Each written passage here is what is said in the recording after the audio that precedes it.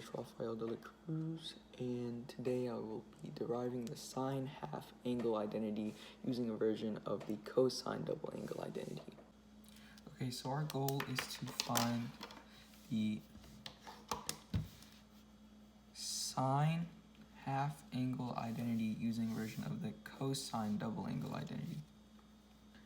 So we would have to choose from one of these three identities or versions of the same identity, and this one I would choose this one because this one has a sine and it also only has one trigonomic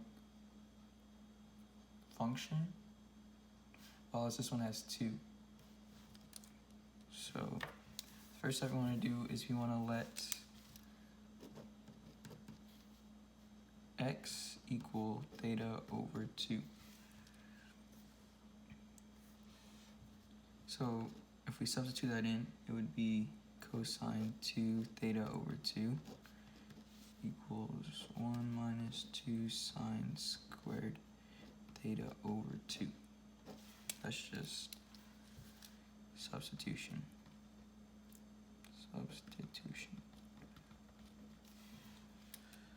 So we are looking for sine theta over 2. So we want to isolate that. So we're going to rewrite this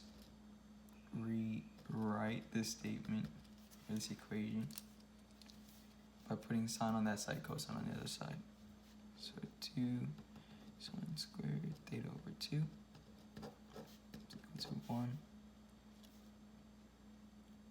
minus cosine. And we can simplify that to just theta. After that, we would want to divide by 2 from both sides to further isolate the sine squared theta over 2. So 1 minus cosine theta divided by 2 equals sine squared theta over 2. Then next, to finally isolate this totally, we would want to get the square root of both sides.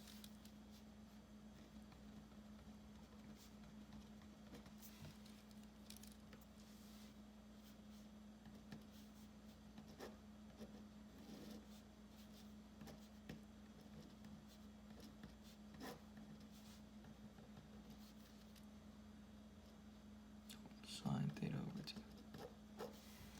But it's also important to note that when you have the square root, the value could either be positive or negative. And this value will depend on what quadrant your angle is in. What quadrant this angle is in. So, for example, if we have,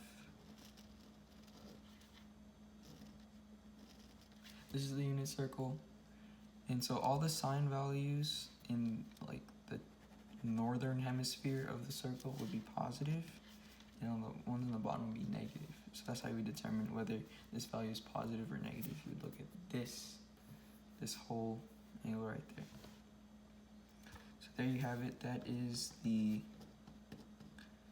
sine half angle identity derived using a cosine double angle identity. Thank you.